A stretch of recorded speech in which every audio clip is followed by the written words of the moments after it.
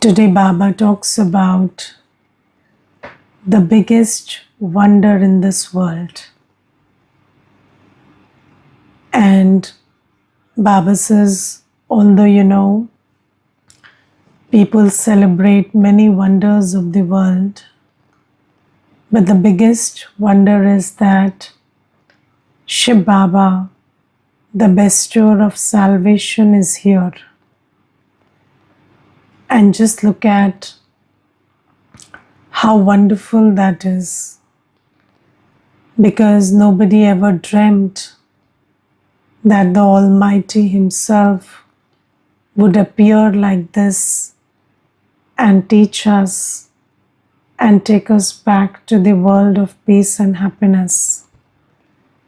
So you see, inside every heart, there is the desire to return to the world of peace and happiness, although they don't know that the world of sorrow, the world of peace, and the world of happiness are three different worlds. They think that, this world should only change into the world of peace and happiness. But Baba says, no, 5,000 years back, I was in my home, I the soul, and there I was in absolute peace. And then I was in the world of happiness, in Swarg, in the golden age, in heaven. And that was the world of happiness. And you see, because we have been in that world of peace, in that world of happiness, that is why there is so much yearning for it. Yes, if you ask anybody, why are you yearning for peace and happiness? Because in this lifetime, nobody has seen peace and happiness, but we are still yearning for it. So we must have experienced it deeply and very closely at some point in our journey. And Baba, with his knowledge, tells us that yes, we have been in that time when the soul was in absolute peace in the home of peace and absolute happiness in the world of happiness. And Baba says, it is a wonder that Shiv Baba, the bestower of salvation, the one who has come to take us back to that world of peace and happiness, has come. He has arrived. And Baba says, we children should have a lot of happiness when we recognize that such Baba has come. And then Baba says that when you understand that this is the biggest wonder, then what do? So, you tell everybody. You want everybody to know that the bestower of salvation has come. Yes, if Bharat has a Taj Mahal, then you want to show it to the world, don't you? So Baba says that Baba, Shiv Baba, the bestower of salvation, has come, and you want every child of Baba to know that. And Baba says, how will every child know?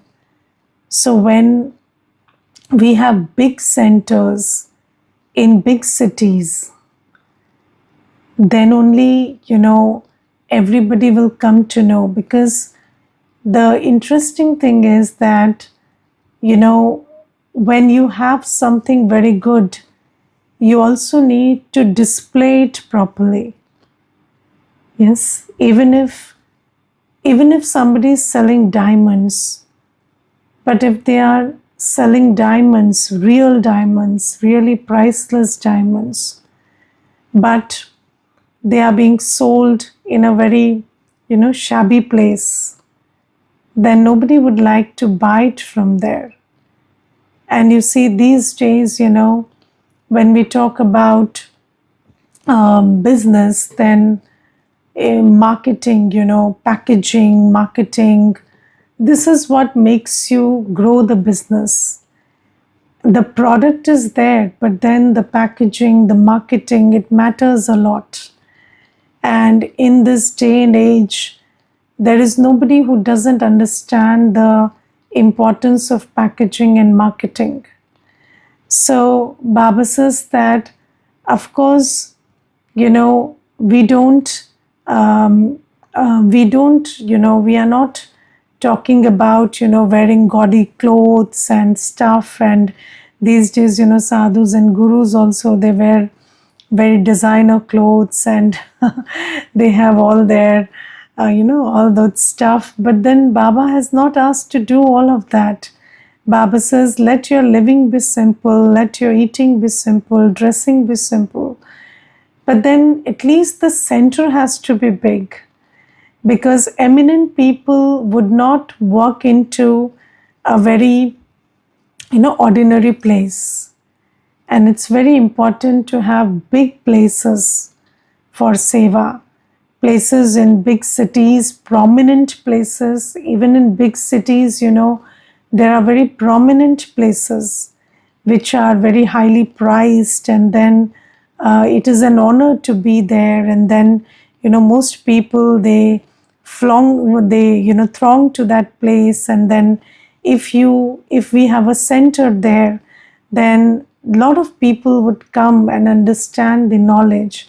And you see, the most important thing is bringing somebody to your doorstep. So when they come, they would know whether it's a jewel or a stone. But if they don't come only, how will you show what you have?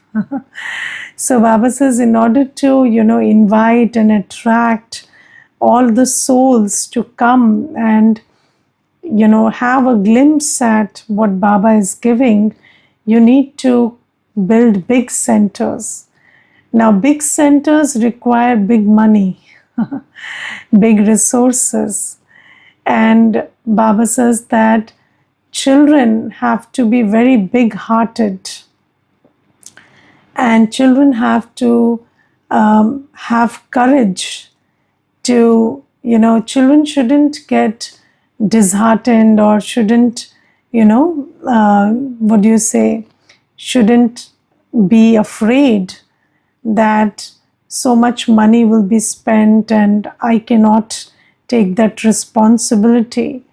Because you see, the interesting thing is that Baba's task is done by Baba. But when the instrument shows courage, then Baba helps and that task is done. But if in the first place I create a thought of fear, I create a thought of weakness that I can't do it, or I can't be the instrument, then how can Baba fill me with that power and make me the instrument? Yes, and if you take a step of courage, then Baba will help and make you the instrument for, opening big centers. And Baba says, anyways, all that we have is going to perish. So why not use it in the opening of big centers where big seva can be done? And you see, Baba says that when eminent people come to the center, then the sound the sound they create is huge. So when they speak that, these people are doing good work, or if somebody really understands that Baba has come and he becomes the instrument, he or she becomes the instrument to make that sound, then that sound will spread very far and wide very quickly that, yes, Baba has come. So Baba says children have to, have that thought of courage. And there are many stories in the Yajna about how when somebody created a thought of courage, then Baba helped and Baba made them the instrument to open centers. And some days back, I was telling you about a very personal story. So there was this Mata, and yeah, she's not even a Mata, she was very newly married, and she came into Gyan. And then when she came into Gyan, the first thought that she had was, I want to open a center for Baba. And she was all of, I think, 26 at that time, or even younger. And then that thought of courage. And I would tell you, even we didn't believe so much that at 26, okay, I thought maybe at 40 she will build a center or something, but not I didn't think in 2 years or 3 years or 4 years she would do it. And then, because she always had that one unshaken thought of courage, then Baba helped her a lot. And she got successive promotions, very unexpected promotions in her workplace. And she became eligible for a big loan very soon. And then she took that loan, and then other people also helped, in her family and stuff. And she built that center for Baba.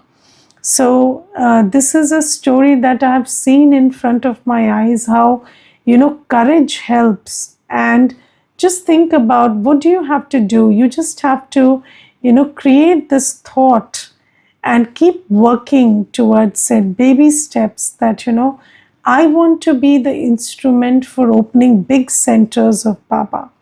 I want to be that person who lays the foundation of it. And if you do it, Baba helps. And there are two things. One is, the thought of creating a big center, and then second thing is the thought of becoming the deity, becoming that instrument that suits that center. So, you should think about the temple, and you should also think about becoming that deity. So, Baba says that there are two things. One thing is, I have the courage to think about creating big places for Baba's seva. And then second thing, Baba says, these are like shops, So shops where jewels of knowledge are given. So, these are shops of the jewels of knowledge. And because the jewels of knowledge are so valuable, the shop also has to be very, full of splendor. And then Baba says, the salesmen also have to be good. So the person who is giving the jewels of knowledge, so sometimes there is a point of knowledge, and if you explain it nicely and then you substantiate it with good examples and with good experiences, then it just hits the soul. And sometimes if you are not good at it, then that worth of the point of knowledge just fizzles out. And Baba says that you should be a very good salesman also, who can give these jewels of knowledge in the most beautiful way. And good salesmen are needed for running big shops of Baba's jewels of knowledge. So Baba says that also one has to become, because you see, if you are becoming an instrument for a center, then seva would be required. It's a big task, and there has to be, nobody would come from outside to do that seva. So again, Baba's children have to get ready to be that instrument who can give the jewels of knowledge in a beautiful way. And then third thing is, creating your stage of yoga. Because even if, you are speaking the jewels of knowledge, the interesting thing is that Baba says, knowledge is like a sword, but its finesse, or whether it will cut deep or not, depends on the yoga power you have. So prepare yourself in every which way. Have the courage to think big, and then, surrender that thought to Baba and become instruments for opening big centers, and also practice the jewels of knowledge, imbibe them enough so that when you share them with somebody, then they also feel like their aprons are full of jewels. And then you need a very good elevated state also, because when you are in remembrance of Baba, then the jewels of knowledge will hit the heart. So this is one thing. And then second thing, Baba says that children need to have a big heart. And a king never closes his fist. A king is always a giver with his fist open. And children should also have big hearts. So, how do you close your heart? When you say, I cannot do so much, or I can only do this much, this is closing your heart. And Baba says that, there are three categories of children. One who do everything without being asked to do it. Second is who do everything when asked to do it. And then third category is they don't do anything even when asked to do it. So the first category, those who do everything without being asked, they become deities.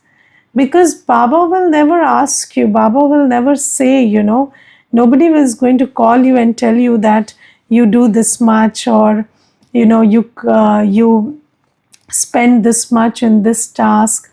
Nobody is going to tell you directly, because if somebody told you directly and you did it, you will become a human, not a deity. And if you didn't do it even when somebody called you and told you, then you will become something that Baba doesn't want to mention, because when Baba asks you to do something and then you don't do it even after being asked, then that incurs a bigger burden, because you were asked to do it and you didn't do it. So there's the burden of disobedience also in it. So Baba says that children, Baba will never say, do this or do that. Baba is the giver. Baba will never personally tell anybody that you do this much or give this much. But the thing is, Baba says that I am giving you directions and instructions in the Murli, and you understand everything. So without being personally told, you have to have the, you have to have the zeal to be the instrument for Baba's task. And I remember there was this one story in Sakar Baba's time, when there was a brother, and he would always tell Baba that, Baba, I have a lot of wealth, and whenever you need it, you ask me and I will give it to you. And there was a lot of times when wealth was required in the yajna. And of course, in the yajna, there is always, work, seva going on. So there is a continuous need for wealth. But would Baba ever ask that child to do it? No. Baba is the giver. Baba would never ask. And every time the child came, he said, Baba, whenever you need, you ask. But Baba would never need and would never ask. So Baba never asked from him. So you see, why would Baba personally tell anybody to do something? Baba says, I am giving you instructions in the Murli, and you must know that Baba is talking to me. If you think that Baba is speaking the Murli for somebody else, then you have not understood that you are the child that Baba has come for. So Baba is telling everything in the Murli, and one must know how to do things without being asked to do it. And only then we will become a deity. And then third thing, Baba says that you are the founder of religion.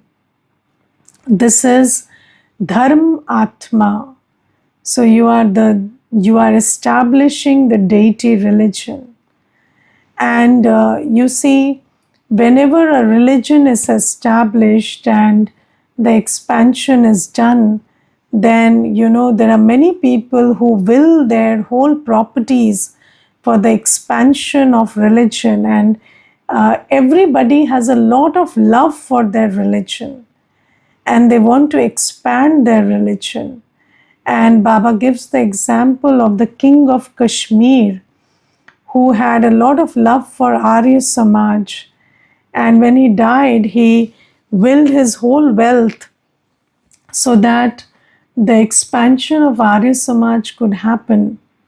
And Baba says there are so many wealthy people who belong to a religion and they love their religion and they want to expand their religion. And this is a very interesting thing that, a person is always interested in expanding his religion. And all the expansions of religions that have taken place until today, they have happened because the ones who belong to that religion are very interested in expanding it. And Baba says, what is your religion? So you are now creating the deity religion. And you must be very interested in expanding this Brahmin religion who will go and become deities. So Baba says, just like, people give away everything of theirs to the expansion of religion, Baba says, if you want to give everything away, then which religion would you like to expand? This is the creation, this is the time when the deity religion is being established, and we must be very interested in the expansion of this religion. So this also Baba tells. And then Baba today talks about talking respectfully with everybody. And some days back, maybe 2-3 days back, Baba talked about matching your words with your actions. But sometimes it's also important to match your actions with your words. Some people say, actions speak louder than words. But then some people, because everybody is these days, they don't have a good buddhi, they don't have discernment. So sometimes they cannot see your actions, they are very flattered by words. So, in this journey, I have also understood that, it's important that you do good work, but it's also important that you keep your words polite. Because sometimes you may do a lot of good for somebody, but maybe you just don't have the sanskar of being polite. And then the other person doesn't have the intellect to discern between, good actions and bad words and bad actions and good words. So, they would fall for those who have bad actions and good words. Do you understand that? Yes, some people do bad and speak very nicely. And some people do a lot of good, but they speak very roughly. And I have seen that with corrupted intellect, a person falls more for those who do bad but speak good, and not for those who do good and speak rough. Because people are not able to, they don't have the intellect to see the actions. Although the saying says that actions speak louder than words, but in Kali Yuga, words matter. And I've seen that sometimes, parents are well-wishers and they do a lot for their children, but then the children hate the parents and they love those who are only sweet talkers. They don't love those who are doing everything for them. They just love those who talk sweetly but do nothing. And that is why, it's very important to do good, have good intentions, do good for everybody. And do good also means that, you introduce everybody and bring everybody close to Baba, because Baba is the only one who can ultimately do good to anybody. But it is also very important to, speak politely and respectfully and lovefully. And these are manners. So, Baba today is talking about only the manners of speaking respectfully. But I think, in this journey, I have realized that speaking politely, lovefully, respectfully is equally important, because sometimes, the ego is so fragile that even if you're doing everything for somebody, if you are not speaking politely and lovefully, they may just not understand that you are their well wisher. So, and then, instead of complaining that why can't they see what you're doing, why are they just talking about, what you said, but instead of having that complaint, it's a good idea that you change the way you talk also. So when you have the capacity to do good, obviously you have the capacity to talk good also. Then just make your, use polite and loveful language for communication, and it's very important. And in my experience, the power to communicate is very important. Loveful communication, respectful communication goes a long way in creating relationships, because people cannot see your intentions, and people are so blind. The sign of vices is a blind fold, and the intellect is so blinded that sometimes they can't see your actions also. But what they can hear and understand is your words and the way you speak and the way you communicate. And it's very important for you to communicate lovefully and respectfully. And Baba says, Baba teaches us all types of manners. And Baba says that, if you don't use aap, in English there is no aap, but in Hindi there is a aap and a tum. So Baba says, when you talk to somebody, use aap. Why do you have to refer somebody as tu and tum? And, why do you have to refer words which are, which are not respectful? So Baba says it's very important to use respectful language. And the sign of somebody who is in self-respect is that they give respect. And if you are full of self-respect, the first sign is you will be very respectful to everybody. And does it cost you to be respectful? No, it's, talking respectfully is very easy, and it is always profitable. If you talk to somebody respectfully, then you get what you give. You give respect, you get respect. So it is very profitable to talk respectfully. So why should you not talk respectfully? So Baba says that communicate effectively, talk respectfully. Talking respectfully is a subject of manners. And Baba says manners are basic, In the world also, when a student goes to school, they are taught manners. So Baba says we are divine students, we are godly students. So we should at least have the manners of what words to use, how to talk. But, effective communication is not about manners. It's about virtue. It's a virtue. And virtues emerge in the soul when we have yoga with Baba.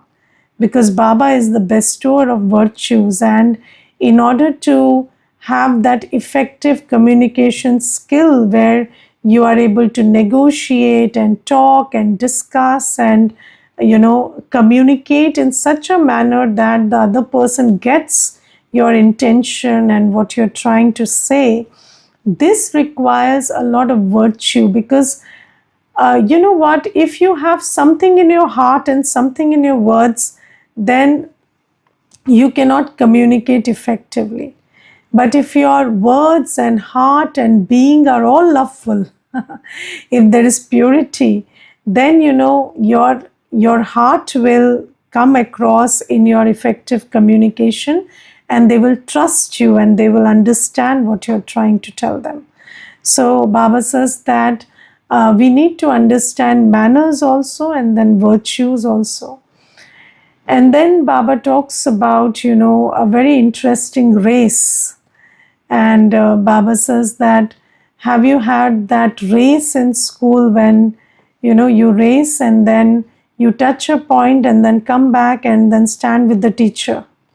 So Baba says now we are all racing, and our goal is to run so fast that we reach the soul world very fast when we leave the body, and then we come faster and then take our place in Satyug.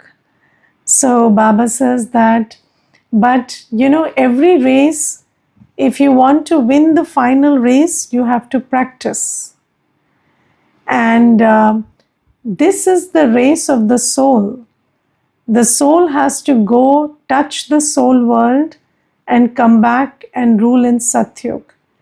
And for I to win the race in the final, phase, so to ultimately, for me to win the race, what do I have to do?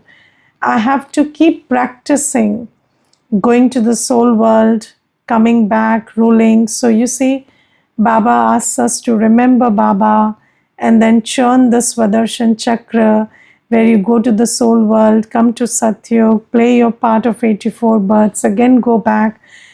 So Baba says, this practice, if you keep doing, then when it's time to go, you will go very fast.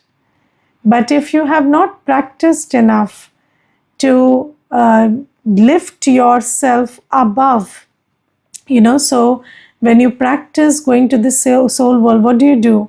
You leave the consciousness of the body and the old world behind, and then you just hold the hand of Baba and fly, and then you go to the soul world, and then you come to the golden age, your new world with Brahma Baba.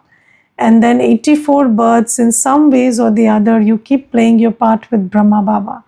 And ultimately you recognize that, this is the one who is the number one, and I have played my 84 births with Brahma Baba. So now I want to again go back. Shiv Baba has come to take me across. So Baba says, when you keep practicing this, then you will have a lot of detachment from the body. And it will make you very soul conscious, and it will make you ready to go to the new world, because by this spiritual exercise, you have also imbibed the virtues of the golden age and of the deity stage and all the virtues. So Baba says, those who race in the remembrance of Baba will win the ultimate race. And Baba says, we have to race in the remembrance of Baba every day, so that we win this final race and we go with Baba and take the number one position in Satyug. And for that, Baba says, you see, in the world, when there is a race, then the young people will run faster than the old ones. But here it is the race of the soul, and it is not a matter of being a child, a youth, or an old person. Here everyone can race equally. So even if somebody is 60 years of physical age, 80 years of physical age, or a little child, doesn't matter. It is the soul that has to race, and keep practicing this so that you win the final race. So these are Baba's teachings today. Om Shanti.